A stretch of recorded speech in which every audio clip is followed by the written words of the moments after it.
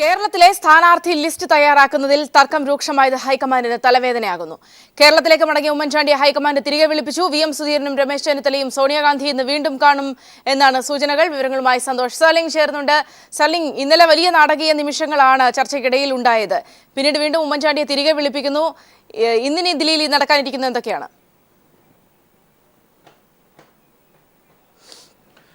സൗമ്യ, നേരത്തെ തീരുമാനിച്ച പ്രകാരമുള്ള ഔദ്യോഗിക ചർച്ചകളൊന്നും ഇന്ന് ഡൽഹിയിലില്ല. നാളെ സ്ക്രീനിംഗ് കമ്മിറ്റി യോഗം വീണ്ടും ചേരുന്നുണ്ട്.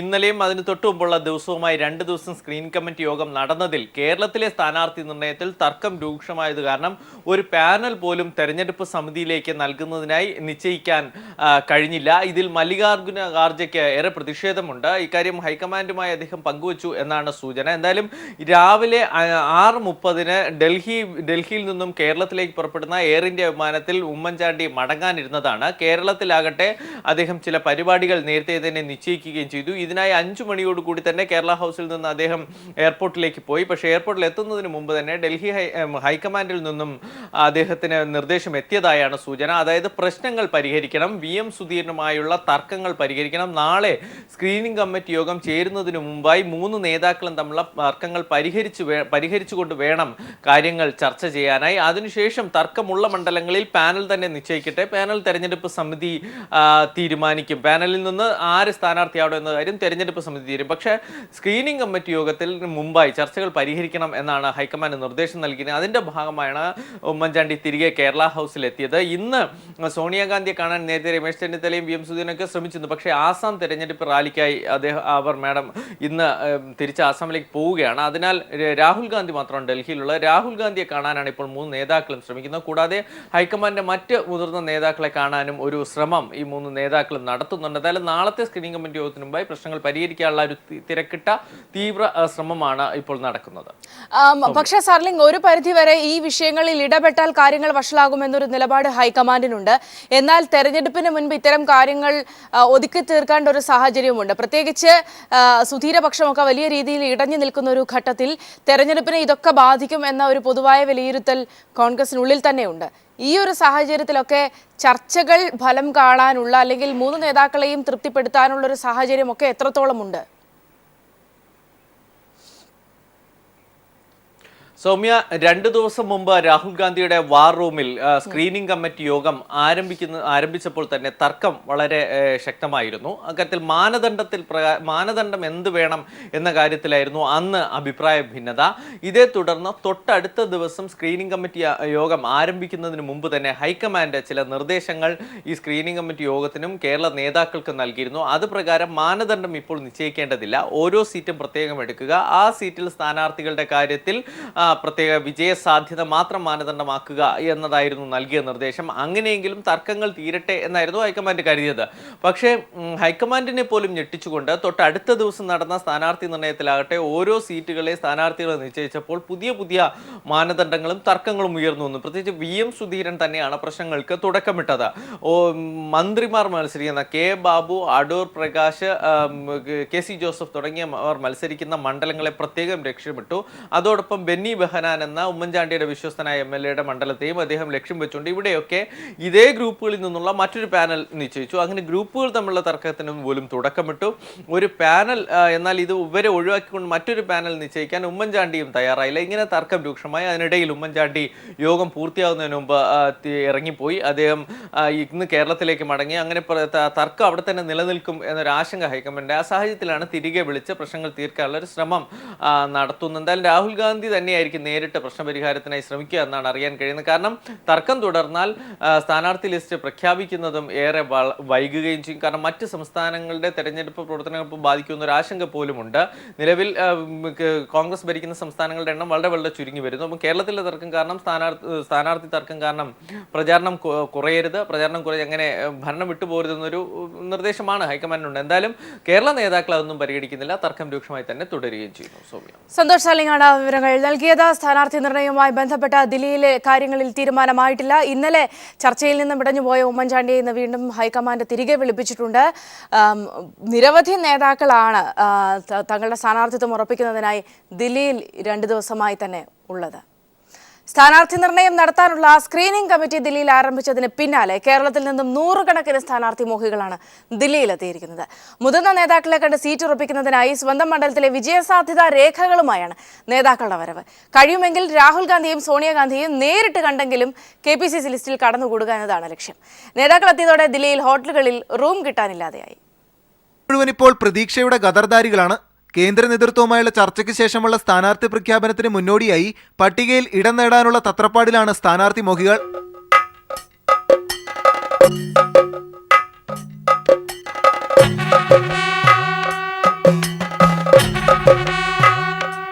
സ്വന്തം കീശയിൽ നിന്ന് കാശുമുടക്കി ഫ്ലൈറ്റിലെത്തി ഉമ്മൻചാണ്ടിയെയും സുധീറിനെയും ചെന്നിത്തലയും മാറി മാറി കയറിയിറങ്ങി കാണുകയാണ് നേതാക്കൾ. കളിക്കല്ലേ, നാളത്തെ നിയമസഭാ സാമാജികരാണേ. അതിന് നേതൃത്വത്തിന് നൽകാൻ ഒരു ഉപദേശവും റെഡി. ജനങ്ങൾ ആഗ്രഹിക്കുന്ന വിധത്തിലുള്ള സ്ഥാനാർത്ഥികളെ അവതരിപ്പിക്കാൻ കോൺഗ്രസിന് കഴിഞ്ഞാൽ നിശ്ചയമായും കേരളത്തിൽ ഒരു ഭരണ തുടർച്ച ഉണ്ടാകും. കേരളത്തിലെ കോൺഗ്രസ് സംഘത്തുള്ള യുവാക്കൾ എല്ലാവരും ആഗ്രഹിക്കുന്നത് അങ്ങനെ ഒരു സ്ഥാനാർത്ഥി നിർണയമാണ്. കൂട്ടത്തിൽ കേരള ഹൗസിലെ VM സുധീറിന്റെ മുറിക്ക് മുന്നിലാണ് ഏറ്റവും വലിയ ക്യൂ. അധ്യക്ഷന്റെ വാക്കിൽ പ്രതീക്ഷ കൂട്ടി മറ്റു നേതാക്കളുടെ അടുത്തേക്ക്. അല്ല നേതാവേ, പ്രസിഡന്റ് എന്തു പറഞ്ഞു? സ്ഥാനാർത്ഥി ലിസ്റ്റ് പൂർണ്ണമായിട്ടും തയ്യാറായി കഴിഞ്ഞിട്ടില്ല. അതിൽ പല സ്ഥാനാർത്ഥികളുണ്ട്. അവർ കമ്മിറ്റി ഇരുന്ന ശേഷം ഇത് പരിശോധിച്ച് ഏറ്റവും വിജയസാധ്യതയുള്ള ആളുകൾക്ക് സീറ്റ് നൽകുമെന്നാണ് അറിയാൻ കഴിയുന്നത്. ഓരോ മണ്ഡലങ്ങളിലും സ്വന്തം വിജയസാധ്യത നിർണ്ണയിക്കുന്ന രേഖകളുമായാണ് കൂടിക്കാഴ്ച. കഴിയുമെങ്കിൽ രാഹുൽ ഗാന്ധിയെയും സോണിയയും ഒന്ന് നേരിട്ട് കണ്ടാൽ കൊള്ളാമെന്നുണ്ട്. 140 മണ്ഡലങ്ങളിലെ 82 സീറ്റിലേക്കായി 200-ൽ പരം നേതാക്കളാണ് ഒരേ സ്വപ്നവുമായി പരക്കം പായുന്നത്. ചർച്ച ചെയ്താലും കുളമാകും, ചർച്ച ചെയ്തില്ലെങ്കിൽ അതിനേക്കാൾ പ്രശ്നമെന്ന അവസ്ഥ. Manushankar, news bureau, Delhi. LDF സ്ഥാനാർത്ഥി പട്ടിക ഔദ്യോഗികമായി ഇന്ന് പ്രഖ്യാപിക്കും. കൺവീനർ വൈക്കം വിശ്വനാണ് പട്ടിക പ്രഖ്യാപിക്കുക. സ്ഥാനാർത്ഥികളെ പ്രഖ്യാപിക്കുന്നതോടെ LDFന്റെ പ്രചാരണ പ്രവർത്തനങ്ങൾക്കും ഔദ്യോഗികമായി തുടക്കം കുറിക്കും. CPIM 92 സീറ്റിലും CPI 27 സീറ്റുകളിലും ജനതാദൾ S 5 സീറ്റിലും NCP, DKC എന്നീ പാർട്ടികൾ 4 വീതം സീറ്റുകളിലും INL 3 സീറ്റിലും മറ്റ് പാർട്ടികൾ ഓരോ സീറ്റിലുമാണ് മത്സരിക്കുക. കോടിയേരി ബാലകൃഷ്ണൻ തൃശൂർ അതിരൂപത ബിഷപ്പുമായി കൂടിക്കാഴ്ച നടത്തി. മാർ ആൻഡ്രൂസ് താഴത്തുമായി തൃശൂർ ബിഷപ്പ് ഹൌസിലാണ് കൂടിക്കാഴ്ച. വിവരങ്ങളുമായി ദിൽജിത്ത് ചേരുന്നുണ്ട്. ദിൽജിത്ത്, വിശദാംശങ്ങൾ. സൗമ്യ, ഇന്ന് കാലത്ത് 8:15 കൂടിയാണ് സംസ്ഥാന സെക്രട്ടറി കോടിയേരി ബാലകൃഷ്ണൻ തൃശൂർ അതിരൂപത ബിഷപ്പ് മാർ ആൻഡ്രൂസ് താഴത്തുമായി കൂടിക്കാഴ്ച നടത്താൻ തൃശൂർ ബിഷപ്പ് ഹൌസിൽ എത്തിച്ചേർന്നത്. CPM ജില്ലാ സെക്രട്ടറി K രാധാകൃഷ്ണൻ MLA അടക്കമുള്ള നേതാക്കളും അദ്ദേഹത്തെ അനുഗമിച്ചു. ഇപ്പോൾ ചർച്ചയ്ക്ക് ശേഷം അദ്ദേഹം പുറത്തു വന്നപ്പോൾ തെരഞ്ഞെടുപ്പിന് മുമ്പായി വിവിധ സാമൂഹ്യ രാഷ്ട്രീയ മേഖലകളിലെ പിന്തുണ ഉറപ്പിക്കുന്നതിന്റെ ഭാഗമായാണ് തൃശൂർ അതിരൂപത ബിഷപ്പുമായി കൂടിക്കാഴ്ച നടത്തുന്നത് എന്നാണ് അദ്ദേഹം പ്രതികരിച്ചത്. അതോടൊപ്പം തന്നെ വിവിധ രാഷ്ട്രീയ വിഷയങ്ങളിലും അദ്ദേഹത്തിന്റെ പ്രശ്നങ്ങൾ ഉണ്ടായി. PC ജോർജിന്റെ വിഷയത്തിൽ PC ജോർജിന്റെ നാവ് തന്നെയാണ് PC ജോർജിന്റെ ശത്രുവെന്നും CPM അല്ലെങ്കിൽ LDF ഒരിക്കലും PC ജോർജിന്റെ ശത്രുവാകാൻ ശ്രമിച്ചിട്ടില്ലെന്നും PC ജോർജിനെ ശത്രുപക്ഷത്ത് നിർത്താൻ CPM ശ്രമിച്ചിട്ടില്ലെന്നും കോടിയേരി ബാലകൃഷ്ണൻ പ്രതികരിച്ചു.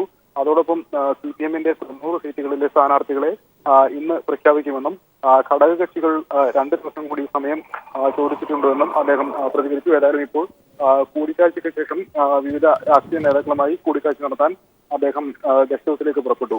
സൗമ്യ, ദിൽജിത്താണ് വിവരങ്ങൾ നൽകിയത്. കോടിയേരി തൃശൂർ അതിരൂപത ബിഷപ്പുമായി കൂടിക്കാഴ്ച നടത്തി. KM മാണിക്കെതിരെ അഴിമതി കേസുകൾ ആരോപിച്ചുകൊണ്ട് നൽകിയ ഹർജി വിജിലൻസ് കോടതി ഇന്ന് പരിഗണിക്കും. ബാർ കോഴയിലൂടെ കിട്ടിയ പണം പാർട്ടിയുടെ 50-ാം വാർഷികത്തോടനുബന്ധിച്ച് നടന്ന സമൂഹ വിവാഹത്തിനായി ചെലവാക്കിയിട്ടുണ്ട് എന്ന് KM മാണിയുടെ വിശ്വസ്തൻ വെളിപ്പെടുത്തിയ പശ്ചാത്തലത്തിലാണ് കേസ് നൽകിയത്. വിവരാവകാശ പ്രവർത്തകനായ പായിച്ചറ നവാസ് നൽകിയ പരാതിയാണ് കോടതി പരിഗണിക്കുന്നത്.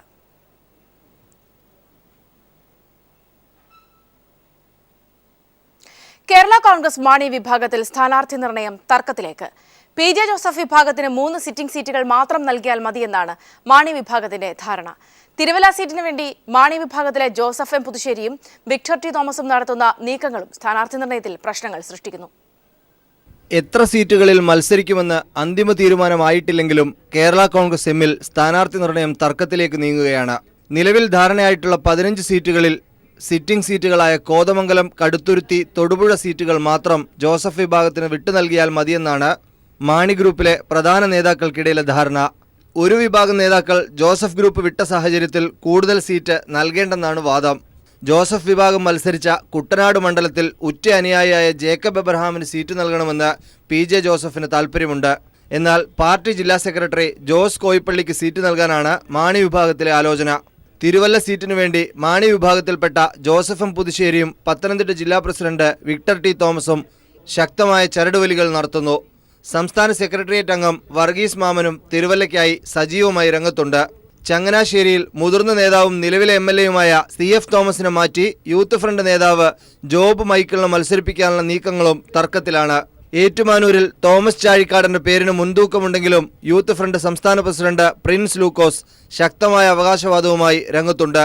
പൂഞ്ഞാറിൽ യൂത്ത് ഫ്രണ്ട് കോട്ടയം ജില്ലാ പ്രസിഡന്റ് സജി മഞ്ഞക്കടമ്പനും ജില്ലാ പഞ്ചായത്ത് പ്രസിഡന്റ് മുൻ അധ്യക്ഷ നിർമ്മല ജിമ്മിയും സീറ്റിനു വേണ്ടി നീക്കം നടത്തുന്നു. ചുരുക്കത്തിൽ കോൺഗ്രസുമായുള്ള ഉഭയകക്ഷി ചർച്ചകളിൽ തീർപ്പുണ്ടായാലും കേരള കോൺഗ്രസ് എമ്മിലെ സ്ഥാനാർത്ഥി നിർണയം വൈകും. News bureau, Thiruvananthapuram. കായംകുളത്ത് M ലിജുവിനെതിരെ വ്യാപകമായി പോസ്റ്ററുകൾ. ചേർത്തലയിൽ CR ജയപ്രകാശിനെതിരെയും വലിയ പ്രതിഷേധമാണ് ഉയർന്നത്. പോസ്റ്ററുകളും പ്രത്യക്ഷപ്പെട്ടിരിക്കുന്നു. വിവരങ്ങളുമായി ഷാജഹാൻ ചേരുന്നുണ്ട്. ഷാജി, വിശദാംശങ്ങൾ. സൗമ്യ, രമേശ് ചെന്നിത്തലയുടെയും AK ആന്റണിയുടെയും വയലാർ രവിയുടെയും ജില്ലയായിട്ടുള്ള ആലപ്പുഴയിൽ ശക്തമായിട്ടുള്ള പ്രതിഷേധമാണ് കോൺഗ്രസുകാർക്കിടയിൽ ഉയർന്നു വരുന്നത്. നേരത്തെ അമ്പലപ്പുഴ മണ്ഡലത്തിൽ നിന്നും GC സുധാകരനോട് 17,000-ലധികം വോട്ടുകൾക്ക് പരാജയപ്പെട്ട M ലിജുവിനെ കായംകുളത്ത് മത്സരിപ്പിക്കാൻ പാടില്ല എന്നുള്ളതാണ് പ്രാദേശികമായിട്ട് ഉള്ള ഈ പോസ്റ്ററിൽ നമുക്ക് മനസ്സിലാക്കാൻ സാധിക്കുന്നത്. കോൺഗ്രസിനുള്ളിൽ ശക്തമായ പ്രതിഷേധമാണ് കായംകുളത്ത് ലിജുവിനെ കൊണ്ട് മത്സരിപ്പിക്കാനുള്ള തീരുമാനത്തിന് ഉയർന്നു വരുന്നത്. അതോടൊപ്പം തന്നെ കഴിഞ്ഞ ദിവസം CR ജയപ്രകാശിനെ ചേർത്തലയിൽ നിന്നും മത്സരിപ്പിക്കുന്നതിന് ധാരണയായതായിട്ടും നമുക്ക് സൂചന ലഭിച്ചിട്ടുണ്ട്. ഇത്തരത്തിൽ CR ജയപ്രകാശിനെ ഒരു കാരണവശാലും ചേർത്തലയിൽ മത്സരിപ്പിക്കാൻ പാടില്ല എന്നുള്ളതാണ് പ്രാദേശികമായിട്ടുള്ള കോൺഗ്രസുകാരുടെ വികാരം.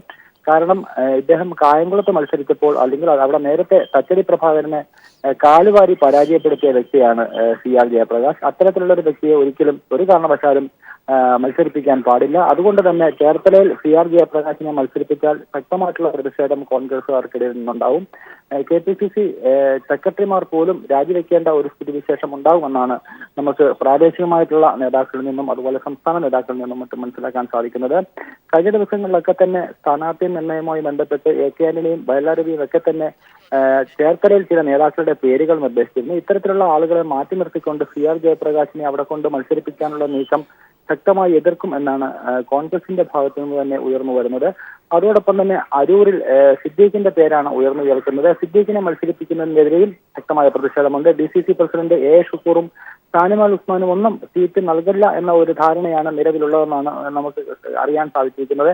അങ്ങനെ കൂടി സംഭവിച്ചു കഴിഞ്ഞാൽ തീർച്ചയായിട്ടും ശക്തമായിട്ടുള്ള ഒരു പ്രതിഷേധമായിരിക്കും ഈ ഗ്രൂപ്പ് നേതാക്കളുടെ ജില്ലയായ ആലപ്പുഴയിൽ വരും ദിവസങ്ങളിൽ ഉണ്ടാകുക. ഷാജി, പലരും രാജിക്ക് വരെ ഒരുങ്ങുന്ന ഒരു സാഹചര്യം കൂടിയുണ്ട്. ഇത്തരം പ്രതിഷേധങ്ങളൊക്കെ തെരഞ്ഞെടുപ്പിനെ ബാധിക്കുന്ന രീതിയിലേക്ക് കൂടി കടക്കുമെന്ന വ്യക്തമായ സൂചനകളാണോ ലഭിക്കുന്നത്? തീർച്ചയായിട്ടും സൗമ്യ, സംബന്ധിച്ചിടത്തോളം AK ആന്റണിയുടെയും വയലാർ രവിയുടെയും മത്സരമാണ്. ഇപ്പോൾ CR ജയപ്രകാശ് AK ആന്റണിയുടെ അക്കൗണ്ടിലൂടെയാണ് അവിടെ എത്തിയിരിക്കുന്നതെന്നാണ് നമുക്ക് മനസ്സിലാക്കാൻ സാധിക്കുന്നത്. അത്തരത്തിലുള്ള പരാതികളാണ് കോൺഗ്രസ് നേതാക്കളുടെ ഭാഗത്തു നിന്ന് ഉയർന്നു വരുന്നത്. നേരത്തെ KPCC പ്രസിഡന്റ് തന്നെ പറഞ്ഞിരുന്നു, മത്സര സാധ്യതയുള്ള സ്ഥാനാർത്ഥികളെ ആയിരിക്കും മത്സരിപ്പിക്കുക, ഗ്രൂപ്പ് വീതം വെക്കൽ ഉണ്ടാവില്ല എന്നൊക്കെ തന്നെ പറഞ്ഞിരുന്നു. അതിനൊക്കെ തീർത്തും വിപരീതമായിട്ടുള്ള ഒരു നടപടികളാണ് ഇപ്പോൾ ഈ സ്ഥാനാർത്ഥി നിർണയവുമായി ബന്ധപ്പെട്ട് ഉയർന്നു വരുന്നതെന്നാണ് കോൺഗ്രസ് നേതാക്കൾ പറയുന്നത്. കാരണം CR ജയപ്രകാശിനെ പോലുള്ള ഒരു സ്ഥാനാർത്ഥി ചേർത്തല മണ്ഡലത്തിൽ മത്സരിച്ചു കഴിഞ്ഞാൽ, അതും കായംകുളത്ത് പരാജയപ്പെട്ട വ്യക്തിയെ ചേർത്തലയിൽ കൊണ്ടുവന്ന് മത്സരിപ്പിക്കാനുള്ള നീക്കം തികച്ചും ഗ്രൂപ്പിന്റെ ഭാഗമായിട്ടാണ്. അതൊരിക്കലും അംഗീകരിക്കാൻ കഴിയില്ല. ചേർത്തലയിൽ നേതാക്കൾ മത്സരത്തിൽ ഇപ്പോൾ തന്നെ ഉണ്ട്. ഇവരെയൊക്കെ മാറ്റി നിർത്തിക്കൊണ്ടും മറ്റ് മണ്ഡലത്തിൽ നിന്ന് ഒരാളെ കൊണ്ടുവരുന്നതിനെ അംഗീകരിക്കാൻ കഴിയില്ല എന്നുള്ളതാണ് പരക്കെ കോൺഗ്രസുകാരുടെ ഭാഗത്തു നിന്നും ഉയർന്നു വരുന്ന പ്രതിഷേധം. എന്തായാലും വരും ദിവസങ്ങളിൽ ശക്തമായ പ്രതിഷേധമായിരിക്കും ഇത്തരത്തിലൊരു നീക്കത്തിനെതിരെ ഉയർന്നു വരിക. H ഷാജഹാനാണ് വിവരങ്ങൾ നൽകിയത്. ആലപ്പുഴയിൽ വലിയ പ്രതിഷേധങ്ങൾ ഉയർന്നു. സ്ഥാനാർത്ഥി നിർണയവുമായി ഒക്കെ ബന്ധപ്പെട്ട് M ലിജുവിനെതിരെ കായംകുളത്ത് വ്യാപകമായ പോസ്റ്റർ, ഒപ്പം തന്നെ CR ജയപ്രകാശിനെതിരെ ചേർത്തലയിലും വലിയ പ്രതിഷേധമാണ് ഉയർന്നത്. മറ്റു വാർത്തകളിലേക്ക്. അടൂർ പ്രകാശിനെതിരെ കോന്നി മണ്ഡലത്തിൽ പോസ്റ്റർ പ്രചരിച്ച വിഷയത്തിൽ KPCC നിയോഗിച്ച കമ്മീഷൻ തെളിവെടുപ്പ് നടത്തി.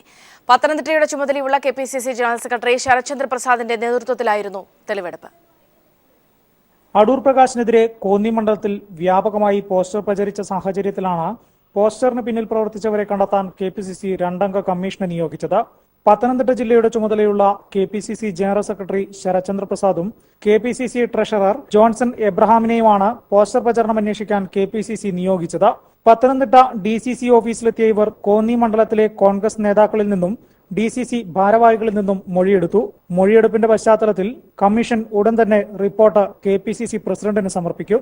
ഞങ്ങൾ കോന്നിയിലെ നേതാക്കന്മാരുമായി DCC ഭാരവാഹികൾ, ബ്ലോക്ക് പ്രസിഡന്റുമാർ, മണ്ഡലം പ്രസിഡന്റുമാർ തുടങ്ങി ഇത് സംബന്ധിച്ച് തെളിവ് തരാൻ താല്പര്യമുള്ള നേതാക്കന്മാരുടെ എല്ലാം തെളിവ് ഞങ്ങൾ ശേഖരിച്ചുകൊണ്ടിരിക്കുകയാണ്. പ്രത്യേകിച്ച് ഇപ്പോൾ ഞങ്ങൾക്ക് മാധ്യമങ്ങളോട് പ്രത്യേകിച്ച് ഒന്നും പറയാൻ കഴിയുന്ന സാഹചര്യമല്ല. ഓരോരുത്തരുടെ അഭിപ്രായങ്ങൾ ഞങ്ങൾ സ്വരൂപിച്ചത് അത് ക്രോഡീകരിച്ച് ഞങ്ങൾ ഇന്ന് രാത്രി തന്നെ റിപ്പോർട്ട് ഞങ്ങൾ രണ്ടുപേരും കൂടി ഇരുന്ന് ഫൈനലൈസ് ചെയ്തിട്ട് നാളെ KPCC പ്രസിഡന്റ് സമർപ്പിക്കും. KPCC പ്രസിഡന്റ് ഡൽഹിയിൽ നിന്ന് നാളെ വരുന്നില്ലെങ്കിൽ അദ്ദേഹത്തിന് ഈ റിപ്പോർട്ട് ഞങ്ങൾ ഡൽഹിയിൽ തന്നെ അദ്ദേഹത്തിന്റെ കൈകളിൽ ഈ റിപ്പോർട്ട് എത്തിക്കും. കഴിഞ്ഞ കുറച്ചു ദിവസങ്ങൾക്ക് മുമ്പായിരുന്നു അടൂർ പ്രകാശിനെതിരെ കോന്നിയുടെ വിവിധ ഭാഗങ്ങളിൽ പോസ്റ്റർ പ്രചരിച്ചത്. KPCC പ്രസിഡന്റിന് വേണ്ടാത്ത തട്ടിപ്പ് വീരനെ കോന്നിക്ക് വേണ്ടെന്നും മറ്റുമൊക്കെയായിരുന്നു പോസ്റ്ററിൽ പരാമർശമുണ്ടായിരുന്നത്. സേവ് കോൺഗ്രസ് എന്ന പേരിലായിരുന്നു പോസ്റ്ററുകൾ. News bureau, Pathanamthitta. യമനിൽ IS ഭീകരർ തട്ടിക്കൊണ്ടുപോയ ഫാദർ ടോമിന്റെ മോചനത്തിനായി വൻതുക മോചനദ്രവ്യം ആവശ്യപ്പെട്ടുള്ള വീഡിയോ സന്ദേശം കേന്ദ്ര സർക്കാരിന് ലഭിച്ചതായി സൂചന. വീഡിയോ സന്ദേശത്തിൽ ഫാദർ ടോം തന്നെ തന്റെ മോചനത്തിനായി അഭ്യർത്ഥിക്കുന്നതായും വിവരങ്ങളുമായി M സന്തോഷ് ചേർന്നുണ്ട്. സന്തോഷ്, നേരത്തെ പല അഭ്യൂഹങ്ങളും ഇതുമായി ബന്ധപ്പെട്ട് പടർന്നിരുന്നു. ഒരുപക്ഷെ അതിലൊക്കെ തെല്ലൊരു ആശ്വാസം ഉണ്ടാകും, ഇങ്ങനെ ഒരു വീഡിയോ ഉണ്ട് എന്ന് കൂടി അറിയുമ്പോൾ. ഇപ്പോഴത്തെ സാഹചര്യം എങ്ങനെയാണ്? ആ വീഡിയോയുമായി ബന്ധപ്പെട്ട് കേന്ദ്ര സർക്കാർ നൽകുന്ന വിവരങ്ങൾ എങ്ങനെയാണ്? സൗമ്യ, ഇതുമായി ബന്ധപ്പെട്ട് കേന്ദ്ര സർക്കാരിൽ നിന്നും ഔദ്യോഗികമായിട്ടുള്ള സ്ഥിരീകരണങ്ങൾ ഒന്നും ലഭിച്ചിട്ടില്ല. എന്നാൽ കേന്ദ്ര സർക്കാരിൽ നിന്നും അടുത്ത വൃത്തങ്ങൾ നൽകുന്ന സൂചനയാണ് ഇത്. ഫാദർ ടോം ഉഴുന്നാലിനെ മോചിപ്പിക്കാനായി IS തീവ്രവാദികൾ വൻ തുക മോചനദ്രവ്യം ആവശ്യപ്പെട്ടു എന്നുള്ള സൂചനയാണ് ലഭ്യമായിട്ടുള്ളത്. ഈ കാര്യം ആവശ്യപ്പെട്ടുകൊണ്ടുള്ള വീഡിയോ സന്ദേശം കേന്ദ്ര സർക്കാരിന് ലഭിച്ചിട്ടുണ്ട് എന്നാണ് അറിയാൻ കഴിയുന്നത്. ഈ വീഡിയോ ദൃശ്യത്തിൽ ഫാദർ ടോം ഉഴുന്നാൽ തന്നെ രക്ഷപ്പെടുത്തണമെന്ന് അഭ്യർത്ഥിക്കുന്ന ദൃശ്യങ്ങളാണുള്ളത്. ഫാദറിന്റെ പുറകിലായി മുഖം മറച്ച രീതിയിൽ ഒരു തീവ്രവാദി IS തീവ്രവാദി നിൽക്കുന്ന ഒരു ദൃശ്യവും പുറത്തു വന്നിട്ടുണ്ട്. ഏതായാലും ഇത് സംബന്ധിച്ച ഔദ്യോഗിക സ്ഥിരീകരണങ്ങൾ ഇതുവരെ ലഭ്യമായിട്ടില്ല. ഈ മാസം 4-ാം തീയതിയാണ് ഫാദർ ടോമിനെ യമനിലെ ഏദനിൽ നിന്നും IS തീവ്രവാദികൾ തട്ടിക്കൊണ്ടുപോയത്. ഇത് സംബന്ധിച്ച് നേരത്തെ ദുഃഖവെള്ളി ദിവസം ഫാദർ ടോം ഉഴുന്നലിനെ കുരിശിലേറ്റി കൊലപ്പെടുത്തി എന്നുള്ള വാർത്തകൾ പുറത്തു വന്നിരുന്നു. എന്നാൽ പിന്നീട് ഈ വാർത്തകൾ തെറ്റാണ് എന്നുള്ള സ്ഥിരീകരണമാണ് ഔദ്യോഗിക തലത്തിൽ നിന്ന് ലഭ്യമായത്. ഏതായാലും അതിനുശേഷമാണ് ഇത്തരത്തിൽ മോചനദ്രവ്യം ആവശ്യപ്പെട്ടുകൊണ്ടുള്ള വീഡിയോ ലഭ്യമായി എന്നുള്ള വാർത്ത പുറത്തു വന്നിരിക്കുന്നത്. സൗമ്യ, M സന്തോഷാണ് വിവരങ്ങൾ നൽകിയത്. അനശ്വരരായ കയ്യൂർ രക്തസാക്ഷികൾക്ക് നാടിന്റെ സ്മരണാഞ്ജലി. CPIM പോളിറ്റ് ബ്യൂറോ അംഗം പിണറായി വിജയൻ അനുസ്മരണ സമ്മേളനം ഉദ്ഘാടനം ചെയ്തു. തെളിയിക്കാൻ RSSകാരുടെ സർട്ടിഫിക്കറ്റ് ആവശ്യമില്ലെന്ന് പിണറായി വിജയൻ പറഞ്ഞു. പരാജയഭീതി കാരണം തെരഞ്ഞെടുപ്പിൽ UDF രഹസ്യമായി RSS സഹായം തേടുകയാണെന്ന് പിണറായി ആരോപിച്ചു.